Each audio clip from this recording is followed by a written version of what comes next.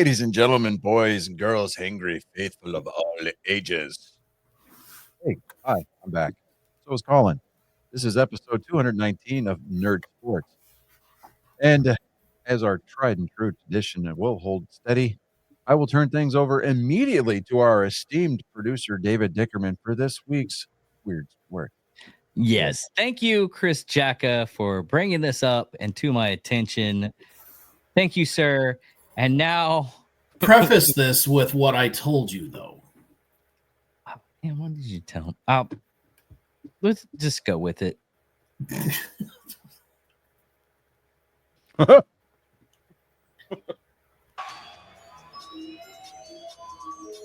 W-O-W, that was a powerful slap by James. W-O-W, that was a powerful slap. Honestly, by James. the funniest part of that is the freaking announcer spelling out. Click on the center one. Oh, the center one? Yeah, Okay. that one. Click on that one. What an unbelievable slap by Jaquarius. That's got to hurt real bad. Aquarius. Oh. God. Now, having said that, we are well aware that those are obviously AI, but I almost fell out of bed laughing at that one. I was like, yep.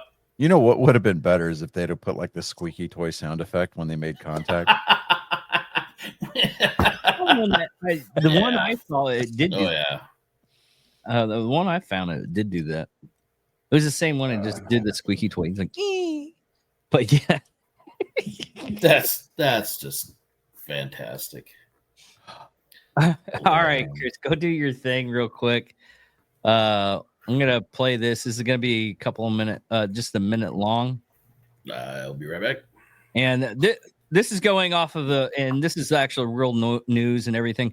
Everybody, Clean County has been under water flood. And there's been a lot of heroic stuff that's happening. But go out, find some charities out there. Hopefully, it's mostly you can go to Clean County Flood Fund and put a couple of bucks into it. $2, $3. Yeah, and I know for those of you who are watching this with subtitles, it's Killeen County, not Clean County. Killeen County, K-I-L-E-E-N. But yeah, go ahead and play that, David. Go ahead. Now, this is what a U.S. Coast Guard did this week. Talk trash about the U.S. Coast Guard, especially inside the military community for some reason. But today it's time to give credit where credit's due. So Petty Officer Third Class Scott Ruskin, who's a 26-year-old Coast Guard rescue swimmer from Oxford Township, New Jersey, has been credited with saving 165 lives during the Texas floods over the 4th of July weekend in 2025. Petty Officer Third Class Ruskin played a pivotal role in rescuing these 165 people, including a lot of people primarily from Camp Mystic, which is that Christian girls summer camp along the Guadalupe River, where a lot of people are still missing from. Now, Ruskin was the only triage coordinator on the ground at Camp Mystic, managing medical care for the injured and directing rescue operations, including 12 helicopters from the Coast Guard, National Guard, and U.S. Army. He provided first aid, comforted terrified children and adults, and coordinated evacuations, often carrying multiple children to safety personally. His leadership was critical in organizing the chaotic scene, ensuring survivors were prioritized in evacuated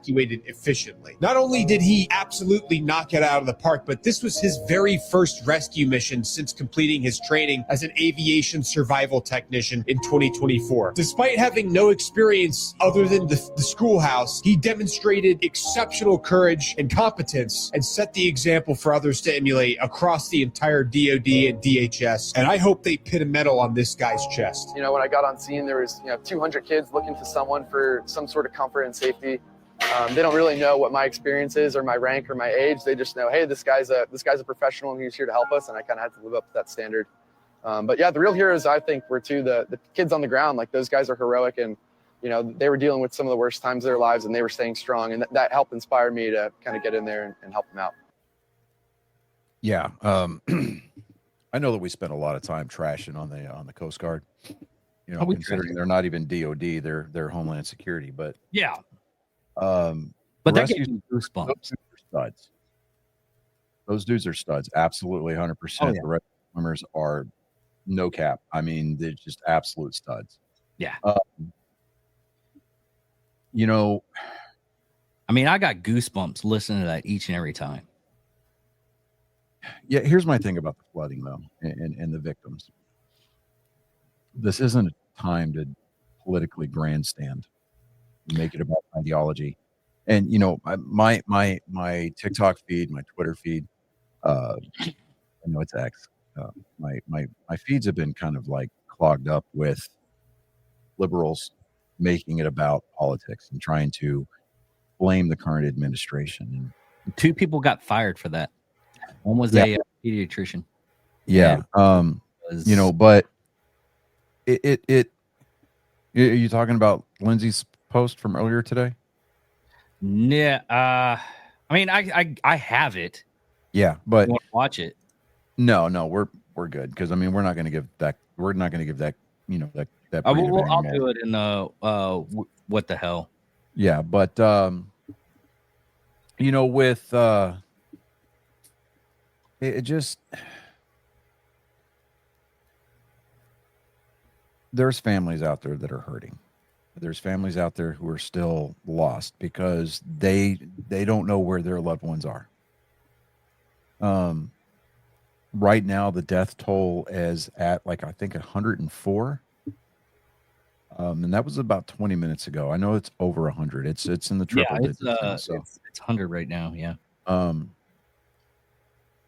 So I mean, Camp Mystic made a statement. 27 campers and staff members were among the confirmed dead. There's still 11 people missing from Camp Mystic. You know, and I know that we have a show that's kind of irreverent, and you know we kind of thrive on dark humor, but at the end of the day, you know, I consider myself to be a pretty faith-based man, and you know, I mean, case in point, we went on a mission trip last week, which is why Colin and I weren't on the show last week. We were doing a mission trip with our church in Abilene, helping Global Samaritan fill out pallets and build pallets to send to different countries around the world. I think this one was mostly El Salvador and Costa Rica, but the idea that people are trying to make this about politics is just pretty outright disgusting.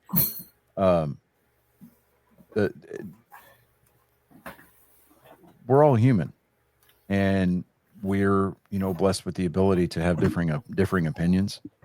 And in moments like this, instead of emphasizing those divisions and playing to those weaknesses, no, they're not strengths, but they're absolutely weaknesses. But we need to be able to come together. And, you know, I mean, could there have been things done differently, like, you know, flood warning sirens?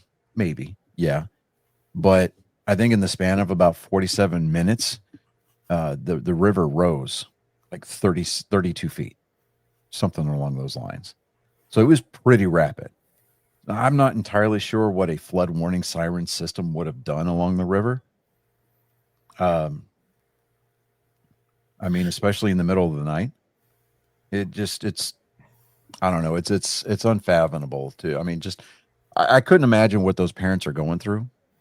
And, you know, with those families that have experienced personal loss, we just need to, it's moments like this where we need to set politics aside and just come together as human beings and just realize that, you know, we're all part of the same race. We really are. So let's also remember that camp has been held at that area for 97 years. Yeah. And it's never, ever flooded like that. Well, it happened, let's see here. Not to this extent. It did not. No, not to this extent. No, there was a flood 30. back in, I think, like 89. Right. No, the last flood that was like that, it was like 1939. Oh, well, excuse me. I'm thinking of like Camp Bandina Yeah, over there in just outside of Well, Camp Bandina is not too much further from there. It's anyway, so but that area, while it is prone to flooding, it's one of those 100-year floodplain kind of a things, and you know, it just, we can prepare for it, but you know, I have a very strong belief that the reason why the infrastructure wasn't there was because of the fact that it's, you know, it wasn't considered that high of a risk area, at least not of flooding of that nature. Right. So, and that's not trying to minimize anything that happened. No, not at all. I mean, but for but those that are lost, and for those who have been, you know, claimed by this flood, you know, I just, you know, we extend out our prayers for those families and for those that did perish in the flood. So,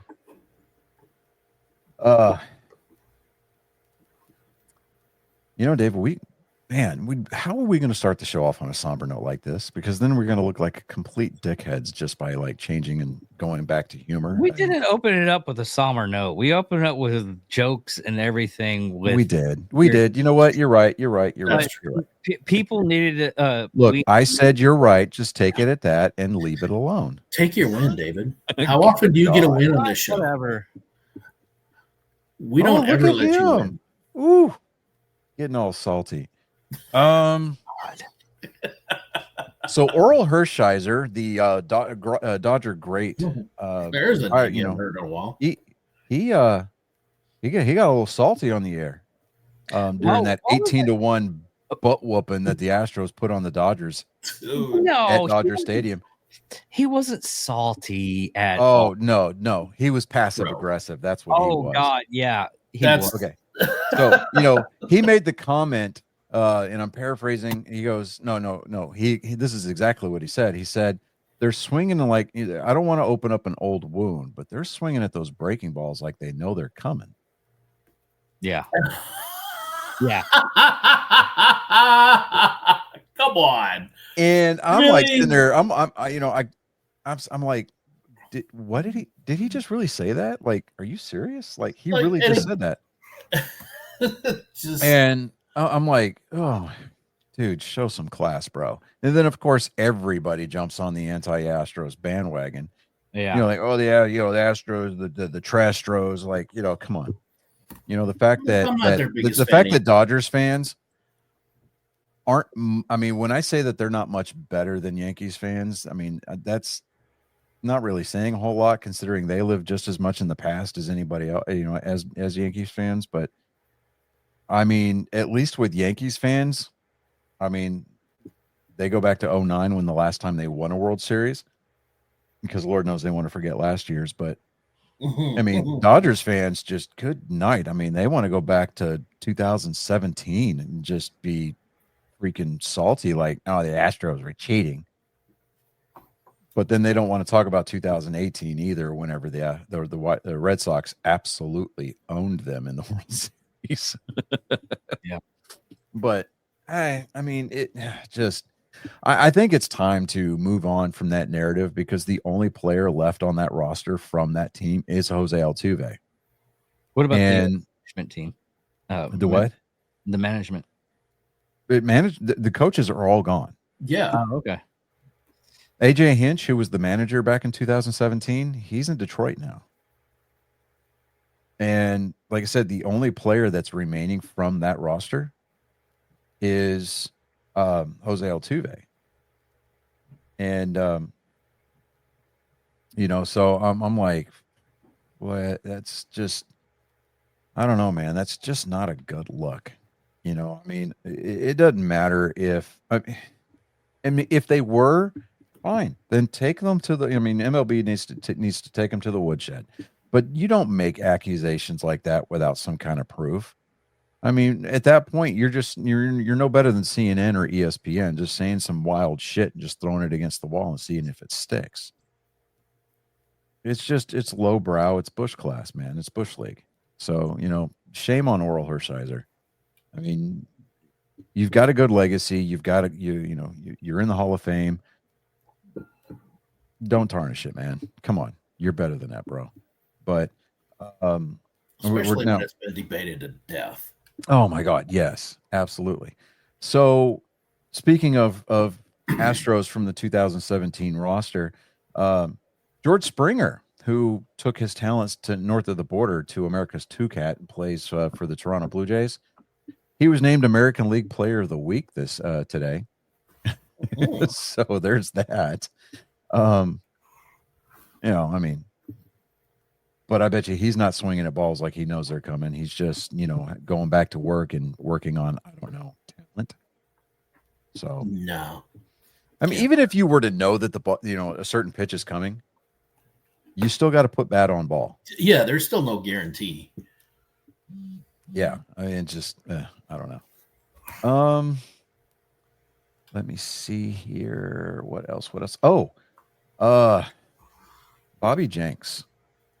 Here, let me pull that story up here. Hold on just a second, guys.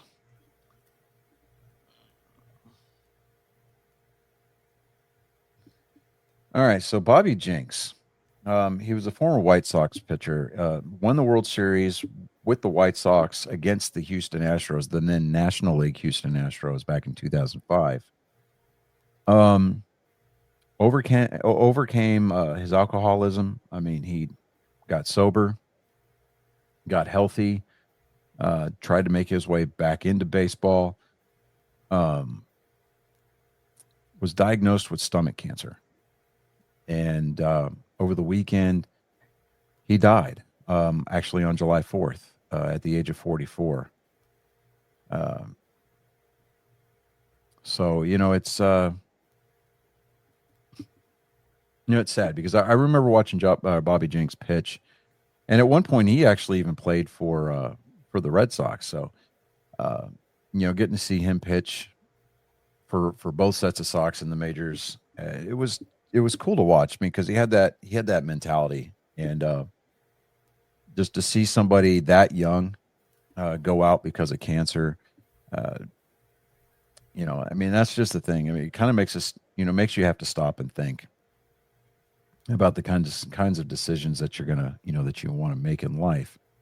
For those who drink heavily to the point where they have to, they need it to function. That stuff will eat you alive. I mean, literally from the inside out. If it doesn't kill your liver, it's going to eat the lining of your stomach away, and you're going to open yourself up to all kinds of side effects, cancer being one of them. So baseball was kind of a solemn place to be on the 4th of July, but man, I'm telling you, there was some exciting games going on that day. Absolutely. Besides that, but let me see here. Let me look at the standings real quick, because we're getting to about halfway point of the year. The all-star rosters are being named, and people are starting to sign up for the home run derby in Atlanta. And the Toronto Blue Jays of all teams, Toronto, they have a 3-game lead over the New York Yankees in the American League East. Boston is back above 500. Woo, because they went on that huge losing streak, and I'm just like, we're never winning again. They're at 46 and 45, and I'm like, ooh, man. I mean, that's a bad record, but it's still better than the Texas Rangers. Sorry, Chris. Not by much. Yeah, I mean, we're well, the Rangers are at 489, so yeah, I mean, we're still, we're only 4 games. We're only 4 games back of the Mariners. We're never going to catch the Astros. That's I've made peace with that. Yeah, we're only 4 games back on the Mariners. That's doable. Yeah, I mean, but I'll tell you what the surprise so far this year is the Detroit Tigers. Detroit Tigers. Where did they come from? Yeah, they're sitting pretty in their division. I mean, granted, their division is like the trashiest division in all of baseball. You have the Royals, but I mean, they are the White Sox only team with a winning record in their division, and they just happen to have the best record in the majors. Yeah, I mean, they're sitting at 58 and 34. Overachievers. I saw something funny today. J.K. Simmons a few days ago, I think it was last week, or no, it was about a week and a half ago. He got a chance to go to Cleveland and throw out the first pitch at a Cleveland Guardians game. Now, J.K. Simmons is a devout Detroit Tigers fan. So what did he do? He wore a Detroit Tigers t-shirt underneath the Guardians jersey. He threw out the first pitch. The Guardians have since that first pitch have gone 0 for 9. Jeez. I'm like, yo, okay. I mean, actually, nope, scratch that. They have lost 10 out of their last 10 games. That is 0 for 10. Oh. 0 and 10 since the J.K. Simmons incident. That's some power right there. I don't know what kind of. I mean, when you got Jonah going J. on. Jameson sitting out there throwing out a first pitch that's hexed, come on. Yeah. Come on, Colin. What's the character's name in Portal 2? GLaDOS.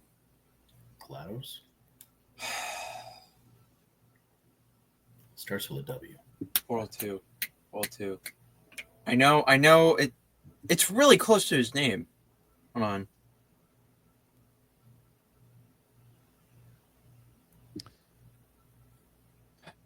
Cave Johnson. Yep.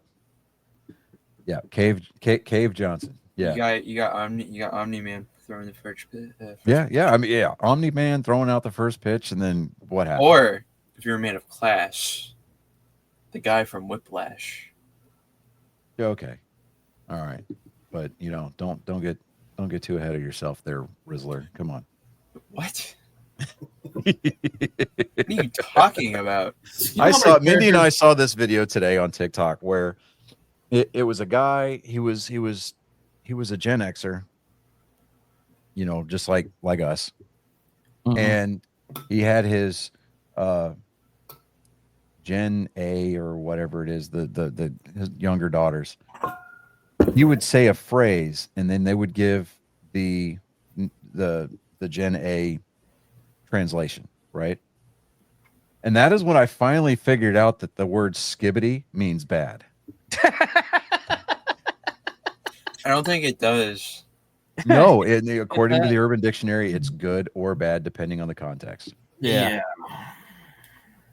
but Finally, I learned what Riz means, please and don't. then somebody who with skills is can be called Rizzler, that kind of a thing. Anyway,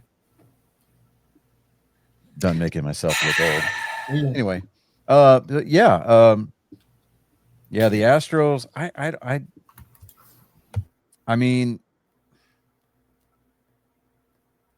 I'm not going to give them the division yet, but I don't know. I mean, because Seattle and Houston play a lot of games between now and the end of the season, so I don't know. We'll see. We'll see what happens. But it sure was nice to see a 2-game series get swept by the Astros in Dodger Stadium over the weekend. That was kind of nice. What are your thoughts? And I saw this was a controversy. I saw this on TikTok that happened, I believe, over the weekend with the Mets and Yankees, where they're saying that the Mets players are setting up Yankee pitchers to basically they're forcing them, the pitchers into pitch clock violations because they're stepping off at the last second. They only do it when there's a runner on first. So they're stepping out at the last second. Here's my and not setting themselves up in time. I want to bring you to see what your thoughts were on that. Have you seen that? I've seen little snippets about it, but here's the thing. There are teams, there are players who are actively looking for ways to exploit the pitch clock rule. I believe it's like with 9 seconds remaining, the batter has to be in the box facing the pitcher. He has to be addressed to the pitcher. Right. Not set, but he has to be in the box. Yeah, has to be in the box by 9 seconds. By 6 seconds, I think he's got to be set. Yeah. And they're allowed to call time. I think once per at bat. So Something like that. here's my thing. You've got pitchers who have been notorious for, well, I don't want to say notorious, that are famous for just staring at a hitter. They don't move. They don't come off of the rubber. They get set when they receive the ball back from the pitcher, or from the catcher rather, and they're waiting for the pitch call over the pitch comm or from hand signals. And that's all they do. They sit there. So for the Yankees and the Yankees fans to sit there and insinuate that the Mets are setting them up, I don't know. Maybe do your fucking job and pitch better.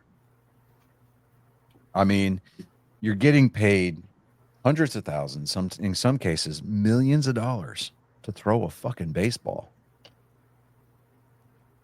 It's a kid's game. Don't be a child and blame your inadequacies on somebody else. And if Major League Baseball's got that big of an issue with it, which it's the Yankees, so I'm sure at some point they will, because let's face it, Joe Torre, hey, I don't care what you say. Joe Torre, being the former skipper of the Yankees and now being head of the competition committee, the rules committee, he's going to find some way to fuck with the Mets. He just will. So as long as it doesn't violate the rules and the Mets don't find themselves on the short end of the stick on that one, I say keep doing what you're doing. If it works and it's not broke, don't fix it. But if Major League Baseball does what Major League Baseball wants to do, they'll probably find a way to tweak the rules, make it in favor of the Yankees, and, find a way to reap that tax revenue, a little bit hot, a little bit harder for this greater New York area. But I don't know. I mean, last week we forgot to talk about Bobby Bonilla Day, and that's one thing the Mets have. Bobby Bonilla Day was actually on July 1st. Yeah. So it would have occurred after the show last week. Yeah. So I guess we could have relevancy. Yeah, you could have talked about it ahead of time. Yeah. But Bobby Bonilla is going to be drawing paychecks until like 2035 or something. Did you hear the reason why? Oh yeah, it was a back end. It was a back end loaded. It was a back end loaded contract. No, Bernie Madoff. That was the whole reason. Because he was okay. The owner thought he was actually going to make he was going to end up like saving like 2% because he was making a lot of money off of what was the guy's name? I just said it. Bernie Madoff. Bernie Madoff. And we all know how that landed down. Yeah. But that was the whole reason why they went with that ridiculous thing. Mm-hmm. Yeah, no. Ken Griffey Jr. has actually got a contract like that with the Cincinnati Reds. Really? Yeah. Let me verify that here. Hold on. Well, it's almost as like Shohei Ohtani's deal. Ohtani.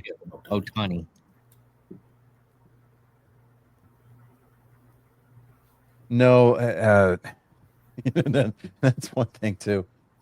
Somebody was like, somebody on the Reddit forums was like, you can't convince me that the Astros aren't cheating anymore. And some guy goes, yeah, and you can't convince me that Shohei Ohtani is not gambling still, so I'm going to die on that hill.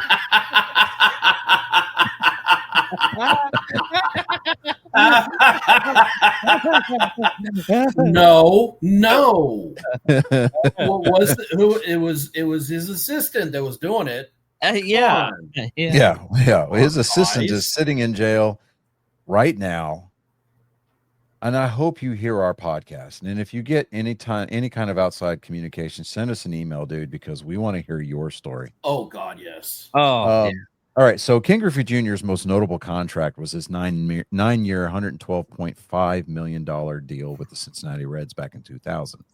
Now, it included a lot of deferred payments. So the Reds continued to pay him deferred amounts until they continued to pay him until last year. The final payment was $3.5 million, and they made that on July 1st. Now, The deferred payment plan, which included a 4% interest, allowed the Reds to manage their payroll while still compensating, Griffey Jr. So he earned a total of $172 million across his 22-year season career in the major leagues. Now, he did retire with Seattle, where it all began, which is, I think, every player should do. But I mean, last year it was funny because the Cincinnati Reds, they kind of poke, their National League team too. So, occasionally you'll find somebody that will bring up Bobby Bonilla Day, and they'll poke fun at the Mets. And I think last year on July 1st, the Mets were actually in Cincinnati for Bobby Bonilla Day. So, what they did is they had Ken Griffey Jr. come up and they presented him with his last payment on the field before the game on Bobby Bonilla Day, which I think is a cool promotion, right? Yeah, that is cool. But yeah, it's I don't know. Let me see here. Football news. Nobody cares. Okay. All right. Well, Actually, here's this. Who got arrested this week? Yeah. Well, here's an article. Let's see here. Just kidding. Good Lord. Travis Kelce on Travis Hunter. So Travis on Travis crime going on here. Says opponents will try to wear out the Jags rookie when he's on defense. Right. So let's see here. Joining the Bussin' with the Boys podcast last week, Kansas City Chiefs star tight end Travis Kelce, a.k.a. Taylor Swift's boyfriend, baby's daddy, I don't know, brought up another aspect of Hunter's situation that is worth considering. How will opponents attack him? He said they're going to run their wide receivers, just take off on him all day, just to try to get him tired. Why wouldn't you just attack him that way, right? So it makes sense, right? The guy says, I can play both ways, blah, blah, blah, right? Well, if you're going to play both ways, it means you're going to be on defense, and then you're going to try to run routes on offense. I don't know, man. They're going to wear that kid out, and I think it's going to be fun to watch this year. So I don't know. And I saw something interesting. Speaking of the Jaguars, I was looking on VetTix today because I was just looking for stuff to do. Because I was going to try to go to the Gold Cup final yesterday, but yesterday being my wedding anniversary, I decided not to. But it's fine because the U.S. men's team shit the bed at the last minute, which is cool. The Jaguars are going to be in town against the Texans for a preseason game at NRG Stadium. And I'm like, great. So I checked it out, and VetTix has got it listed as an event with like 68 available tickets. And I was like, cool. I'm going to try to take the boys. So you click on the event. Then it comes up with a disclaimer. There are no tickets available for this event. Please try another time. And I'm like, seriously? So I don't know. I'm going to keep trying. Maybe the tickets weren't available yet. I don't know. We'll find out. But if I can and I can swing it, I'm going to go check out a preseason game because it's a Saturday. It's like August 16th, I think it is. We'll find out. So, I mean, think about that. Football starts next month, guys. Yeah. We do have a little bit of a news. I don't know if we covered this or not about the 3 rests for the Kansas City Chiefs. Oh, yeah, I saw that. I forgot all about it. That just tells you how little I cared about it. But yeah, go ahead. These officials officiated games for Kansas City Chiefs to win, and in each of those games, there was a controversial call that favored the Chiefs. These controversial calls fueled discussion about perceiving bias towards the Chief. However, the NFL sent these officials to officiate in college football conference, which is an unusual step. This departure was normal sparked with speculations about whether they should return to the NFL or whether the league is charging its approach to officially accountability. Now, here's the thing. Here's what I got from those articles because I read like 3 or 4 of them over the weekend. Yeah. But, well, this happened in like April 10th. Yeah, but you notice that we didn't hear anything about it until just now. Yeah. So I think that was a complete optics move on the PR department for the NFL Yeah. and the referees union. Because in all honesty, depending on where you read or what you read, they either got demoted or they just straight up got fired. yeah. Right. Well, they're So- not they're not allowed to do NFL refereeing. Yeah. At So, all. and I think that that's good, you know, and I think that that's going to take that's going to be a big step towards accountability metrics for referee crews, not just individual referees, but the crews.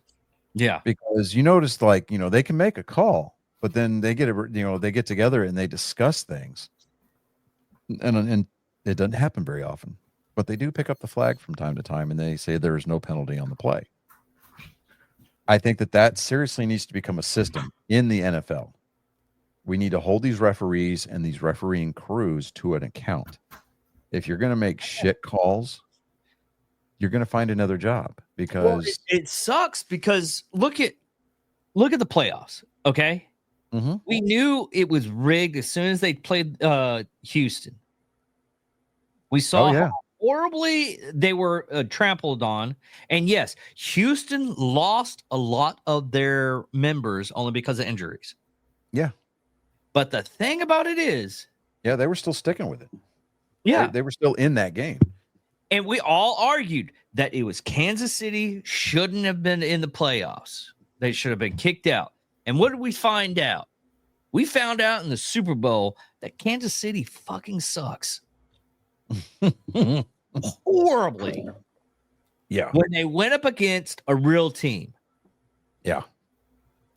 I mean, I don't think anybody had anything for the Eagles last year. It didn't matter who represented the AFC. But, well, short of Buffalo, maybe. Buffalo had a chance. Lions had a chance. Well, the Lions are in the NFC with Philadelphia. They played each other for the NFC title, but yeah, Buffalo it just had it was so blatant. I mean, there was just social media outcry was over the top last year. I mean, these refs are, you know, they're going to get their jerseys retired at the end of the season if Kansas City won it all. It'd being the first team to three-peat ever in NFL history, and it's like it didn't matter what kind of shit calls that they were getting in the Super Bowl. I mean, the level of play that the Philadelphia Eagles brought to that game far and away outclassed anything and everything Kansas City threw at them. Yeah. And, you know, it's like if you look at Tom Brady, right? Tom Brady, the referees, if anything, the referees worked against what Tom Brady was trying to do in game, because commissioner made no bones about it. He without outright saying it, he came out and he had a stance that was anti-Brady. He was doing things and he was making it to where, you know, winning was going to be incredibly hard for Tom Brady. Tom Brady didn't care. He went out and won himself 7 Super Bowl rings, you know? Yeah. But yeah, no, I did see that, and thank you for bringing it up, because that would have been a horrible crime against humanity. Weird that we're just now hearing it. All weekend. That's all I got was most of my feed was that they fired 3 refs. Kansas City actually, Patrick Mahomes sucks. He's just put out there as a plebe.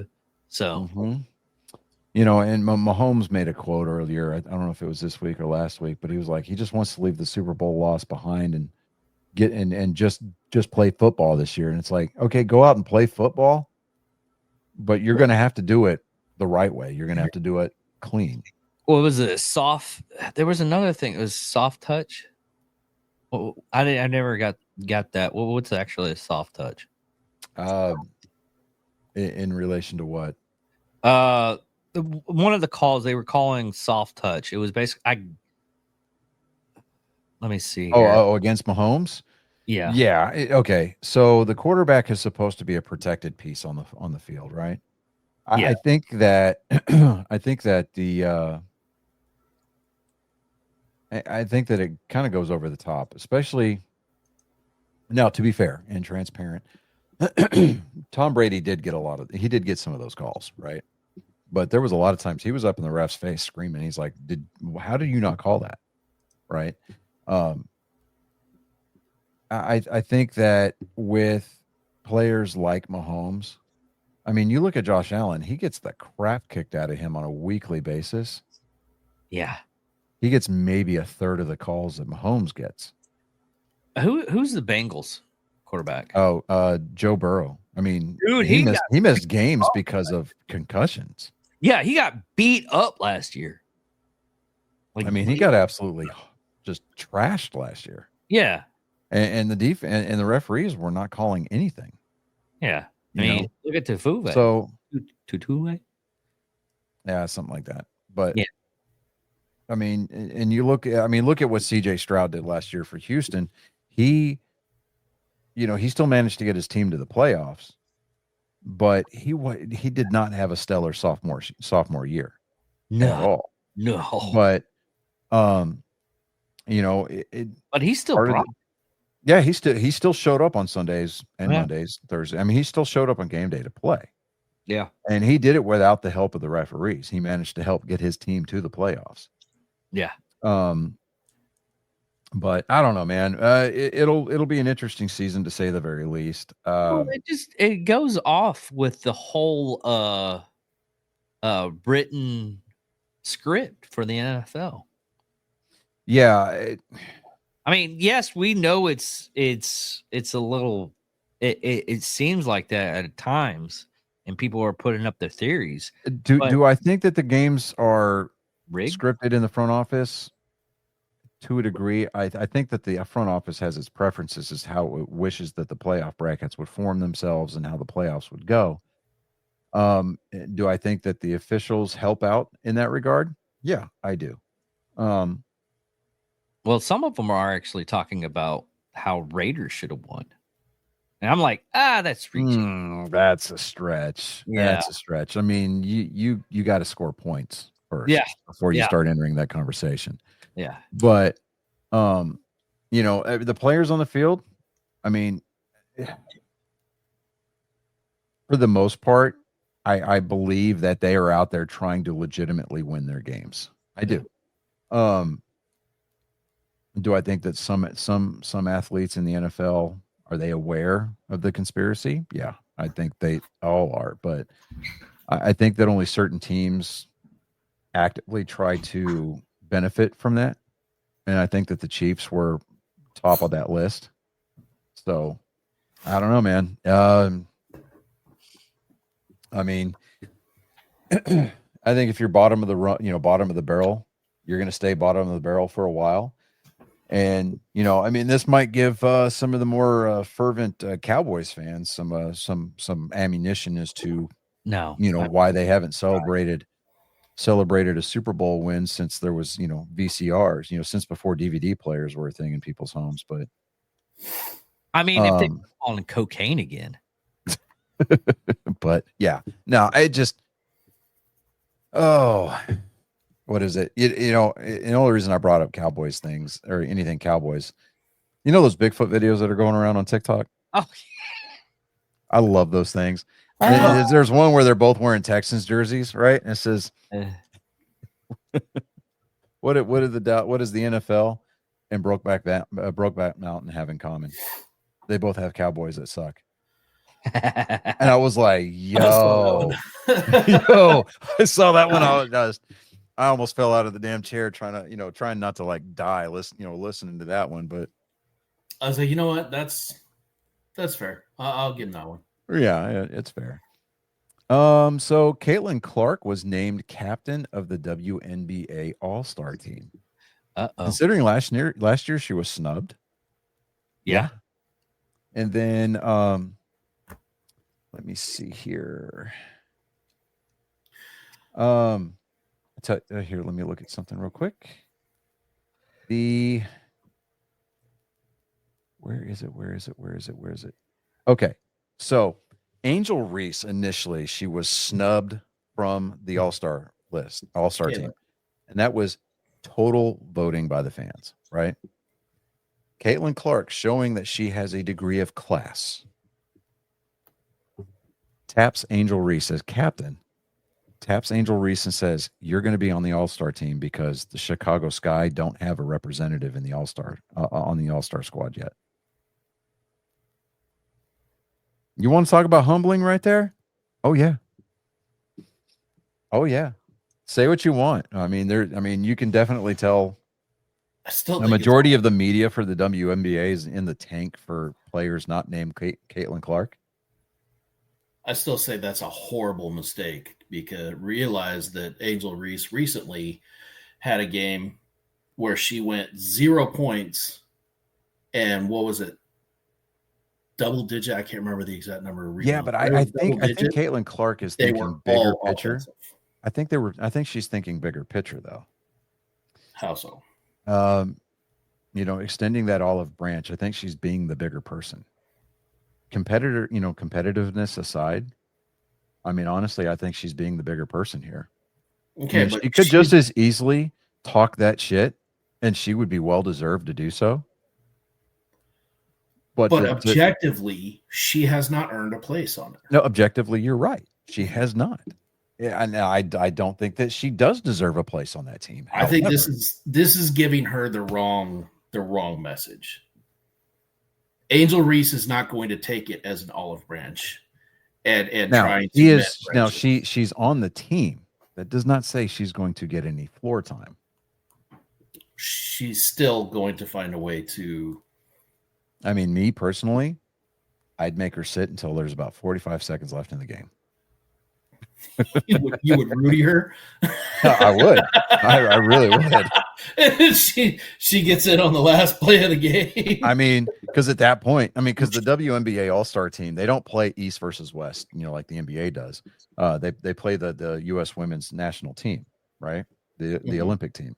Yeah. Which is funny because Caitlin Clark was.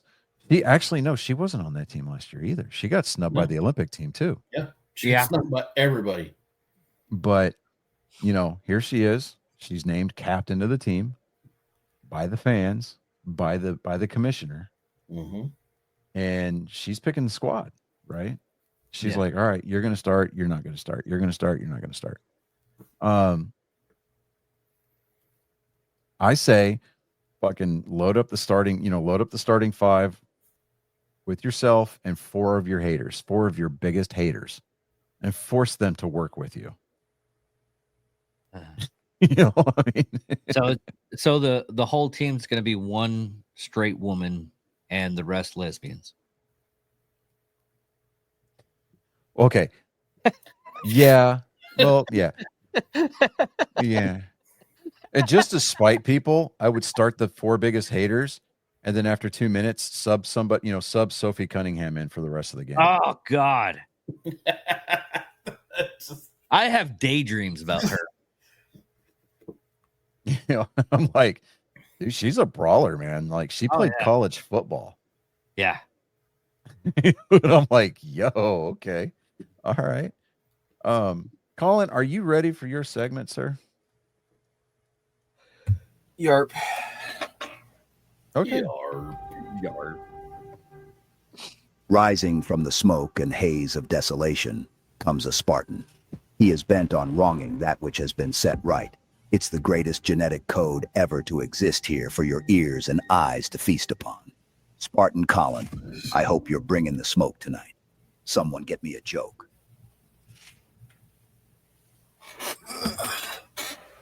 What does a lesbian bring to the second date? God. A U-Haul.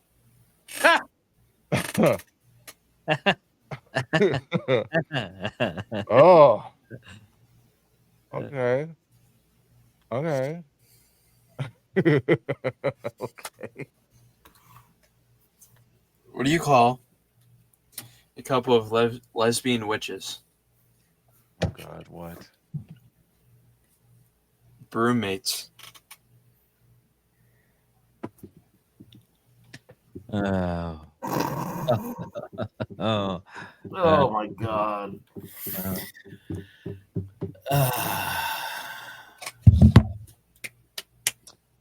Where's it at? It was all I had. Where's it at? Okay. That's all I got. Dad joke extraordinaire.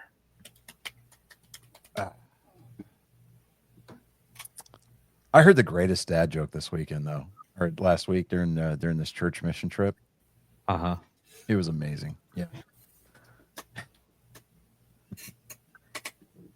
So a polar bear walks into a bar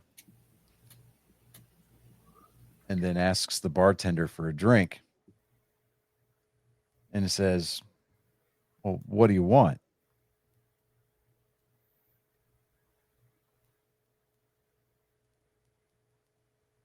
Polar bear says a martini. The bartender says, why the long pause?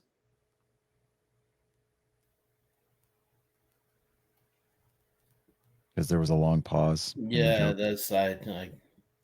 Okay. I got you. All right. Well, I gotta get ready for bed and everything. after Fine, that. let's play the outro. Hold on. Slipping out through the fog of war, this Spartan continues the fight. Your souls have become collateral damage in the battle against the flood of moral supremacy. Leave your expectations at the door and marvel before the pillar of tactical prowess. Ladies and gentlemen, angry faithful of all ages, this has been Joke Time with Colin.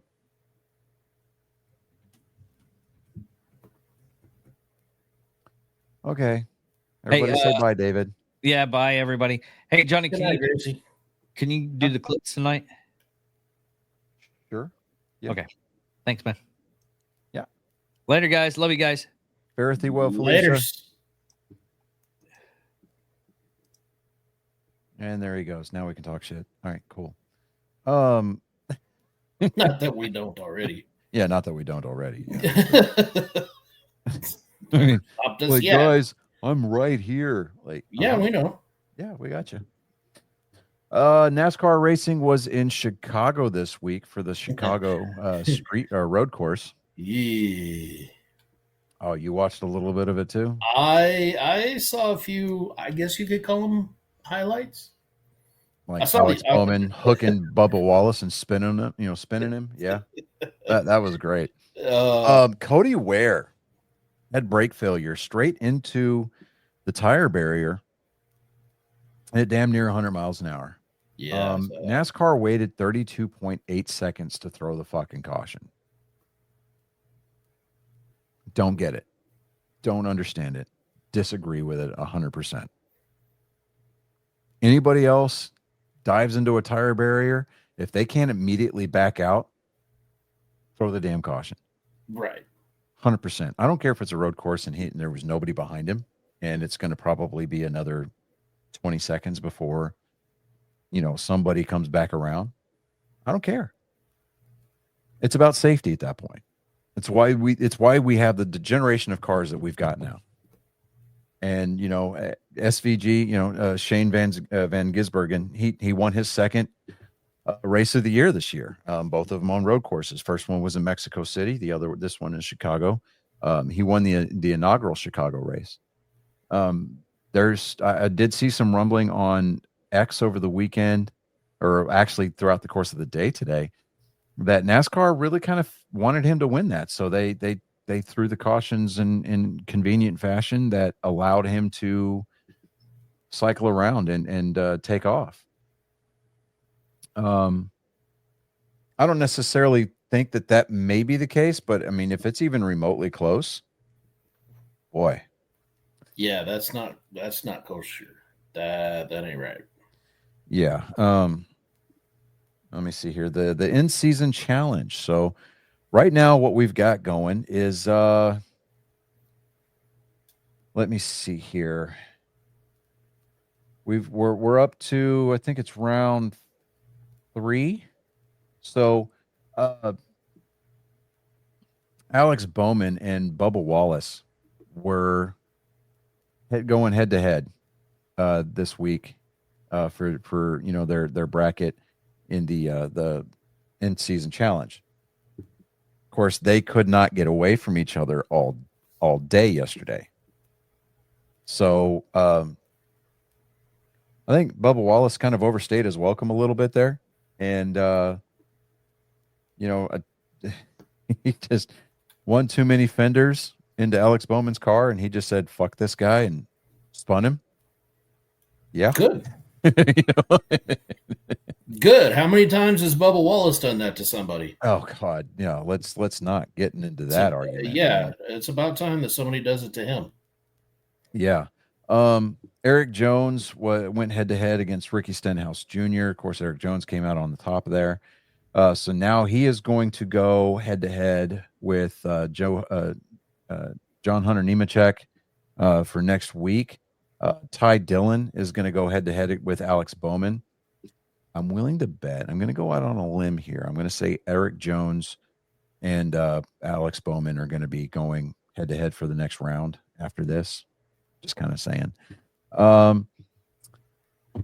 Good chance. Let's see. Ryan Preece is going to go head to head next week with Tyler Reddick, and then Ty Gibbs with Zane Smith.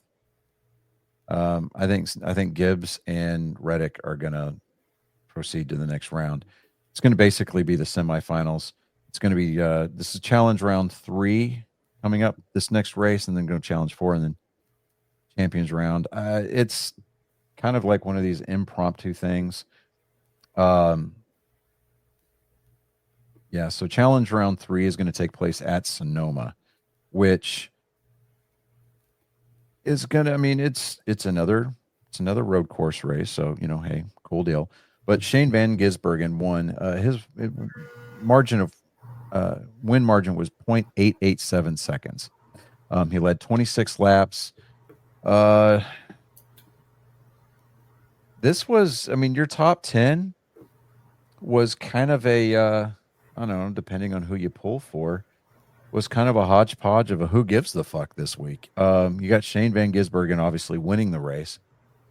Ty Gibbs coming in second. Tyler Reddick running the fastest lap of the race at 90.09 seconds. He finished third. Denny Hamlin fourth. Kyle Busch fifth. Okay, he's the first driver I give a shit about. AJ Allmendinger, Ryan Preece, Alex Bowman in eighth. Obviously care about him. Ninth, and Ross Chastain finishes out your top 10. Our boy Kyle Larson, he came home 13th. Chase Elliott in 16th. And where? Oh my gosh. Where did he? William Byron. Apparently he crashed out and finished dead last in 40th. So, next week, the racing action is going to take place at Sonoma for challenge round 3. That is going to be the Toyota Save Mart 350. It's 110 laps. So it's a race that's going to last 218.9 miles. That will be on TNT. It'll also be on PRN, which is the Performance Racing Network, or Sirius XM Channel 90, or your Sirius XM, or on your Sirius XM app on your mobile device or on your phone. So I don't really have a whole lot about racing this week. I'm going to kind of next week, Colin and I will not be on the show again. Well, no, we will. Yeah, no, we will. We will, I think. Yeah, because I'm coming back because he's going with his mom. Him and his brother they're going to spend some time with their mom starting Thursday to Monday. So they'll be back earlier in the day. No, we'll be back. So as you were. Moment of panic is over. Yeah. Sorry, I didn't mean to yell. Sorry for yelling. I'm going to do some deep dive into some of the lesser publicized stories coming out of NASCAR, because we're getting toward the end of the season, and I really want to ramp up some of the other stories that NASCAR has. A lot of the stuff that people aren't talking about. Like there's rumors is that the France family is wanting to sell NASCAR, and a Saudi prince is wanting to buy it. Of course, Dale Earnhardt Jr., according to the little snippet that I did see, Dale Earnhardt Jr. obviously is not about that life. I was going to say, I don't know about that. Yeah. So you want to talk about crippling the economy. But, like, who else could afford it? If we're being brutally honest. You know,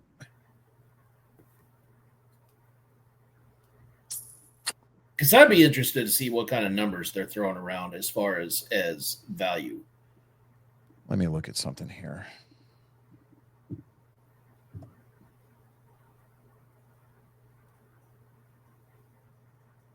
And I realize it doesn't have the viewership numbers that it used to, but you're also talking how many actual leagues are there or racing circuits that you have in there that there's a large number between the truck series, between the funny cars, between the sprint cars. There's so many different, I don't even know what you would call them, divisions, whatever. Yeah.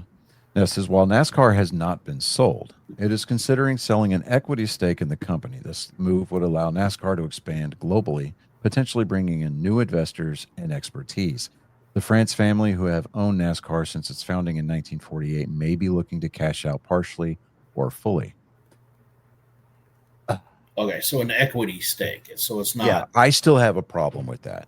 100%. Because, yes, well, we've got Toyota in the sport. Great, fine, whatever. Okay. Toyotas are also manufactured domestically. Yes. Dodge is making a comeback to the sport next week or next year via the Truck Series. Okay. That is exciting because depending on how well they do, how well they're received, what kind of profit they make from it, they're going to try to expand to come back into the Cup Series, which I think is a phenomenal move. Yes. Okay. I wasn't the biggest fan of Dodge leaving the sport to begin with. It was a complete cash. It was back when Dodge was being bought out by Daimler. So, you know, it was a German move, 100%. So, NASCAR, its roots are in America. Okay. Yes, we've raced in Canada. Yes, we've raced in Mexico.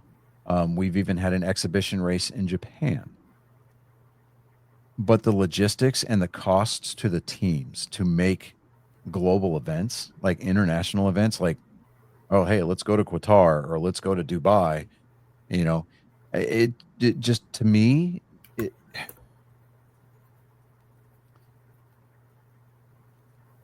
it would break the back of a lot of these smaller operations. Yeah. I mean, the logistical nightmare that it was just to get to Mexico City this year, I don't think we need to go back to Mexico City every year. Every other year, maybe. I'm down with that. It was an entertaining race. It was a good facility. The stadium turn. Oh, dude, that was a camera shot right there. But I really don't think that. I mean, NASCAR is what it is because of its history. I mean, and yeah, well, they're a bunch of, you know, unreconstructed moonshine runners. Let's not forget. Yeah, I mean, would it do well internationally? Sure. I mean, fine. Yeah. But if there's something that you want to take from NASCAR and take it international, take this experimental E-Series that they're trying to run with the electric cars. Yeah. You know, I mean, but just the three major touring series. Think about it like this: take the Truck Series, all right, the Craftsman trucks. There's a couple of Cup owners that are there with teams, but everybody else is like mom and pop type stuff. I mean, they run like 25 races a year, something like that, 27 races. They don't have a full-time schedule. I mean, they run.